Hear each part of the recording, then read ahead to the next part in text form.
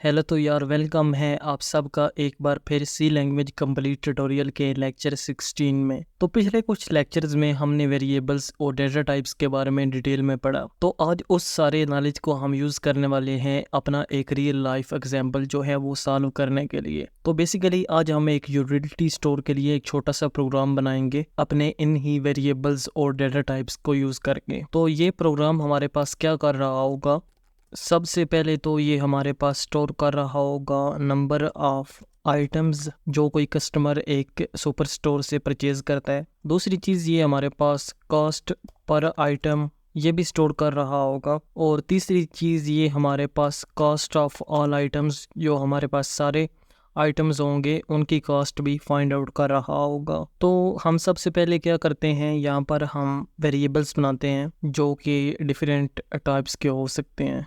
सबसे पहले हम एक इंटीजर टाइप का वेरिएबल बनाते हैं अपने टोटल आइटम्स को स्टोर करने के लिए। और यहाँ पर हमने इसे नेम दे दिया है टोटल आइटम्स। और हमारे पास टोटल आइटम्स होंगे 50। कोई भी यहाँ पर नंबर हो सकता है, लेकिन इस एग्जाम्पल में हम मान लेते हैं कि हमारे पास टोटल आइटम 50 हैं। अब यहाँ पर हम एक फ्लोट टाइप का वेरिएबल बनाते हैं जो कि हमारे पास कॉस्ट पर आइटम्स को स्टोर कर रहा होगा।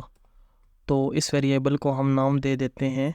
हम ये मानकर चलते हैं कि हमारे पास हर आइटम की कॉस्ट जो है वो $9.99 है। तीसरा वेरिएबल जो है वो भी हम बनाते हैं डबल टाइप का, और इसमें हम स्टोर करा रहे होंगे टोटल कास्ट। तो टोटल कास्ट हमारे पास कैसे कैलकुलेट होगी, हम सिंपली जो है मल्टीप्लाई कर लेंगे टोटल आइटम्स को अपने कास्ट पर नंबर से। तो इससे ये होगा कि हमारे पास टोटल कास्ट जो है वो आ जाएगी। तो यहाँ पर हमने मल्टीप्लाई करना था इसे कॉस्ट पर आइटम से। तो कॉस्ट पर आइटम जो है हम अपने टोटल कॉस्ट वाले वेरिएबल में स्टोर कर रहे हैं। तो यहाँ पर हम अपनी करेंसी, क्योंकि हमने यहाँ पर कहा था कि हमारे पास जो कॉस्ट पर आइटम है वो $9.99 है, तो यहाँ पर हम एक और वेरिएबल 4 टाइप का बना लेते हैं जिसमें हम अपनी करेंसी जो है वो स्टोर कर रहे होंगे। यहाँ पर हमने कैरेक्टर टाइप का एक वेरिएबल बनाया जिसको हमने नाम दे दिया करेंसी। और यहाँ पर हम इसमें अपना डॉलर साइन जो है वो स्टोर करवाएंगे जो कि हमारे पास डॉलर करेंसी को रिप्रेजेंट करता है। तो यहाँ पर नीचे हम अपने फाइनल रिजल्ट जो है वो प्रिंट आउट कर रहे होंगे। सबसे पहले हम अपने टोटल आइटम्स को ही प्रिंट आउट करेंगे। तो यहाँ पर हम अपने प्रिंट फंक्शन में एक स्ट्रिंग में पहले लिख देते हैं टोटल आइटम्स, और टोटल आइटम्स के आगे एक कोलन लगाकर यहाँ पर हम अपना %d जो है वो फॉर्मेट स्पेसिफायर लगा देंगे, क्योंकि यहाँ पर हमारे पास जो आइटम है वो हमारे पास इंटीजर टाइप के हैं। और इसी के साथ हम यहाँ पर \n भी लगा देते हैं, और यहाँ पर हम अपना टोटल आइटम्स वाला वेरिएबल जो है वो लिख देते हैं। अब यहाँ पर हम अपनी कॉस्ट पर आइटम जो है वो भी प्रिंट करवाना चाहते हैं। तो यहाँ पर हम लिख देते हैं कॉस्ट पर आइटम, और यहाँ पर हम अपना फॉर्मेट स्पेसिफायर लगाते हैं फ्लोट टाइप का, साथ ही \n भी लगा देते हैं। और यहाँ पर हमारे पास कॉस्ट पर आइटम वाला जो वेरिएबल है वो भी पास कर देते हैं। तो यहाँ पर हम टोटल कॉस्ट जो है वो हमारी प्रिंट आउट करवा रहे होंगे। टोटल कॉस्ट हमारे पास क्या होगी, क्योंकि ये डबल में होगी तो इसलिए हम जो फॉर्मेट स्पेसिफायर यूज़ करेंगे वो LF यूज़ करेंगे। और यहाँ पर हम अपना टोटल कॉस्ट वाला वेरिएबल भी पास कर देते हैं, और यहाँ पर हम अपना स्टेटमेंट टर्मिनेटर लगा देते हैं। प्रोग्राम को सेव करके रन करते हैं।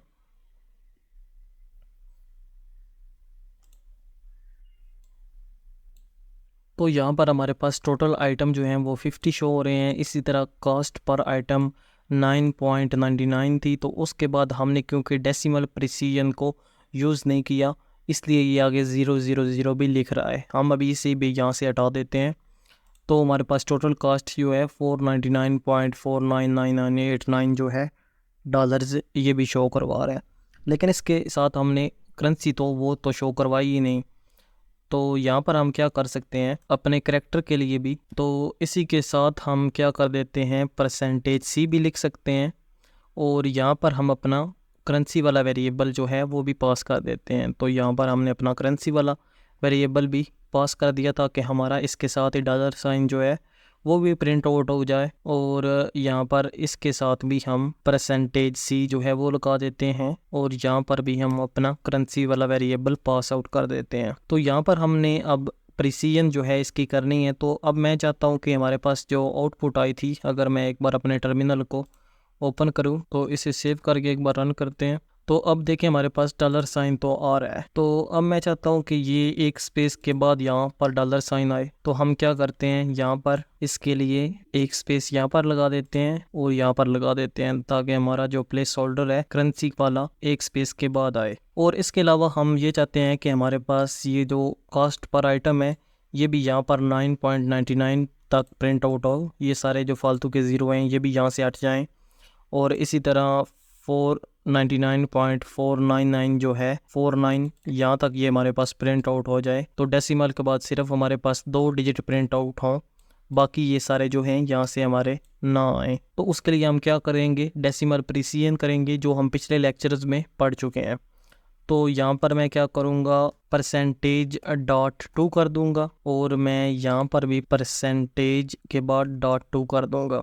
अब इसे एक बार सेव करके रन करते हैं। तो अब देख सकते हैं कि ये हमारे पास ज़्यादा खूबसूरत लग रहा है। हमारे पास टोटल आइटम्स थे 50 और कॉस्ट पर आइटम हमारे पास थी $9.99 और टोटल कॉस्ट जो हमारे पास आ गई वो आ गई कैलकुलेट होकर $499.50। तो यहाँ पर हमने एक छोटा सा अपना एक यूटिलिटी स्टोर के लिए प्रोग्राम बनाया, जिसमें हमने इंटीजर, फ्लोट, डबल, चार टाइप के हमारे सारे जो डेटा टाइप्स हैं, और इन डेटा टाइप्स के लिए हमारे पास जो प्लेस होल्डर या फॉर्मेट स्पेसिफायर होते हैं वो भी हमने यहाँ पर यूज़ किए हैं। तो इस तरह हमने डिफरेंट टाइप का अपना डाटा जो है वो भी प्रेजेंट कराया और एक रियल लाइफ प्रॉब्लम जो है वो भी सॉल्व की। इसके अलावा जो हमने पिछले लेक्चर्स में डेसिमल प्रिसीजन वाला जो टॉपिक पढ़ा था उसको भी हमने यहाँ पर यूज़ किया। तो इस वीडियो में इतना ही। आई होप सो आपको ये वीडियो पसंद आई होगी और आपका पिछला नॉलेज जो है वो एक बार रिफ्रेश हो गया होगा। तो इस वीडियो के लिए इतना ही। आई होप सो आपको वीडियो पसंद आई होगी। अगर आपको वीडियो पसंद आई है तो प्लीज़ वीडियो को लाइक करें, और अभी तक आपने हमारे चैनल को सब्सक्राइब नहीं किया तो प्लीज़ चैनल को सब्सक्राइब करें। मैं मिलता हूँ आपसे लेक्चर 17 में।